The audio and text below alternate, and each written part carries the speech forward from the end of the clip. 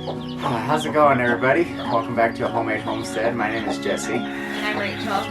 And we've got another brooder. It's the season. If you guys saw our other onion video, we announced in that we had a mama that had baby chicks. Another broody mama. She went broody earlier in the season. Yeah, and she didn't do too well that first time. We just sort of chalked it up to, okay, well, it's her first time for the season brooding, and maybe she's just getting used to it a little bit. We put 8 eggs under her, I think, at that point, and ended up with 2 chicks.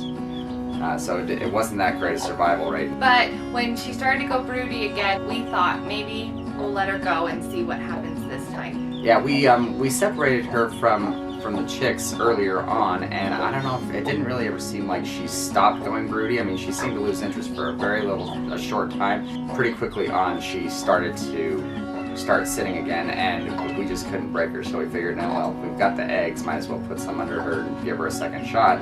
She had a great hatch rate. Yes, this time she did a lot better. Yeah.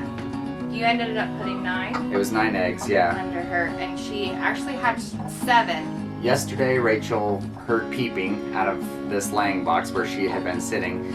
Since that was in the middle of the day, we actually opted to wait until the nightfall came, because that's when it's smoother moving.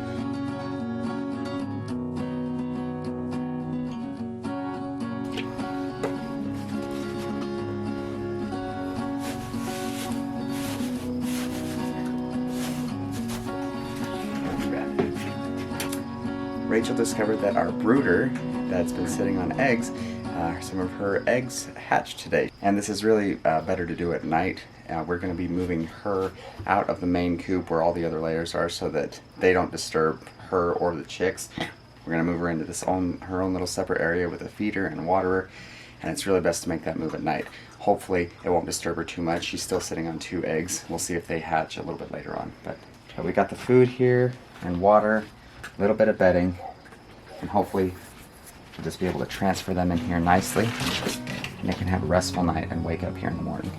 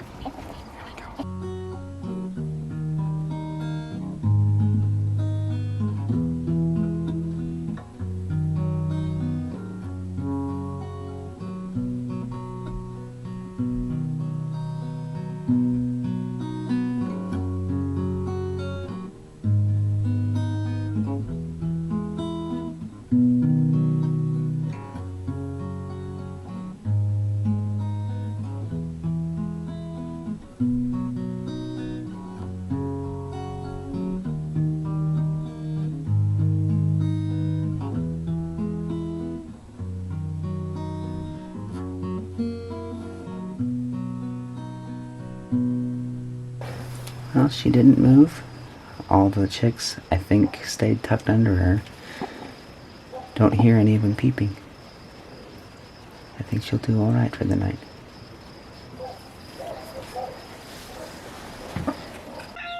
Last night we decided to move them out of the big chicken coop just so that the chicks would be safe from the other chickens, so that they wouldn't be up on a high place where they could possibly fall out of the nest or get trampled or pecked to death by some of the older roosters out there. She's a meanie. Yeah, unfortunately this one, she's a great brooder. She's a terrible mother. She is a very vigilant sitter. She was there with them the whole time.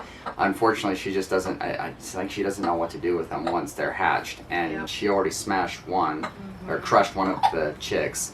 Yeah. So one of the things we're going to end up doing is taking her actually away from the chicks that she's hatched and putting her out with the other chickens, other full-grown chickens. Which it's hard to know when to intervene and when to leave the mama. And right now we've decided we do need to pull her since she has crushed one of the chicks. And she seems quite rowdy with them. I mean, it's in their nature to show their babies how to scratch, how to go for the food and find the water. But she is scratching so vigorously that she's like kicking over the chicks, and we're worried that she's gonna squish another one. Yeah, as you can tell, she's quite aggravated. She knows we're up to something. And I'm gonna try to not hurt her. I'm going to try to be as careful with her as I can, but at the same time, she is super mean. If she can, or if she's able to, she'll just peck right at me. You can see I've got gloves. She's very mean. She's really good and aggravated.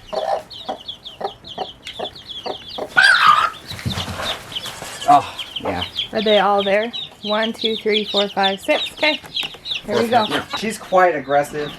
If I let go up on her, if I let go of her at all, she will peck me or scratch me. As you can, I mean, I'm trying not to hold her too much to hurt her, but at the same time, I want to protect myself. Keeping a decent enough grip around her head, like just behind her ears a little bit, make sure that I'm out of the reach of her beak. But I'm keeping a good hold on here, just so her beak doesn't go anywhere I don't want it to. And also keeping a hold on her legs, behind this area of the leg, this knee area. So she can't kick too much. So yeah, I'm trying to be very careful not to hurt her, but protect ourselves as well.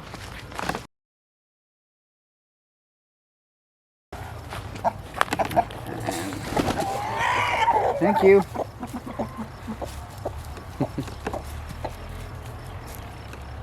I imagine she'll be a little bit upset about removing her from her babies, but we don't want her to kill another baby. So.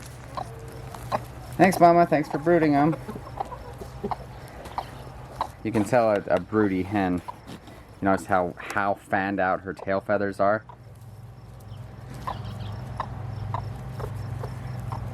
Now that the chicks are separated from the mom, we have a couple things we have to do to care for them.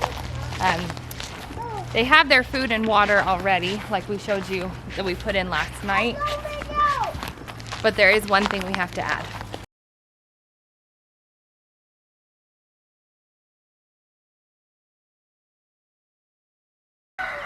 So since we took their main source, the chicks' main source of heat away, that being their mother, we did have to get a heat lamp and put it on them instead. We had a little covering that we have to put on them, try to keep the cats or other animals out of the bin. And the neat thing about chicks is that they can be separated from their mom at a relatively early age. It's probably not ideal. Obviously, I think we would prefer if they were able to stay with their mom, clear up until maturity, and have their mom be teaching them some of the stuff like scratching around, pecking at different things like that. That would be the ideal situation. It's not really possible right now, but cool thing about chicks is that they have really good instinct. If they don't have their mom, if they're separated from their mom, even at a day old, eventually their instinct will kick in, and we'll start to see these guys scratching around, pecking around anyway, just like normal chickens would. We like to put a little bit of vinegar in with their water. It's a good immunity booster. It's good for their digestive system. And we get their source of heat, get a protection cover on them, and all that's left really is to let them grow until they're ready to, or they're too big to fit in this bin anymore, after which point we'll put them out in the chicken run where the older ones are right now. We like to move them out of this bin around 6 weeks because they'll be fully feathered at that time, and that can help with regulating heat for their body temperatures. We're still pretty hot here. It's like 90s during the day, but at night it can still get down to like the 40s, so they need to be able to keep themselves warm. But we'll watch them. If they're getting too crowded in here, then we can take them out into the smaller coop, that's where the 2 chicks that she hatched out earlier are. Our plan is to move them, once they get big enough, to the main coop, and then these guys will be in a separate coop, just the 6 of them by themselves. Because chickens are mean. They'll peck at the smaller ones, and so if these guys aren't fully grown, you can't put them in with the olders, or they could get really hurt. Right. Even with the ones that aren't fully grown yet, they'll still Right. probably try to peck at them. Yeah, there's a size difference. This They get big. mean. It's big. Yeah. Yeah. Pretty Yeah. big size difference, huh? There is. Yeah. There was a lot of excitement just then. They got their mom taken away, and that's sad, but they'll end up being better for it, I think. And they've already started to calm down a little bit. They're getting acclimated to their new environment. That's how we like to separate a mama from her chicks, if that ends up needing to be the case. But yeah, if you like this video, found it informative at all, we'd appreciate a like and subscribe to our channel if you haven't already. And if you know somebody else who has a broody mama or that you think might enjoy our video, please share it with them. That's the best way we can grow our channel. But until next time, take it easy. Actually pretty quiet, guys. Usually they're a little bit louder after they've lost their mama, like they're calling for her, but I think these guys are nice and calm. That's good.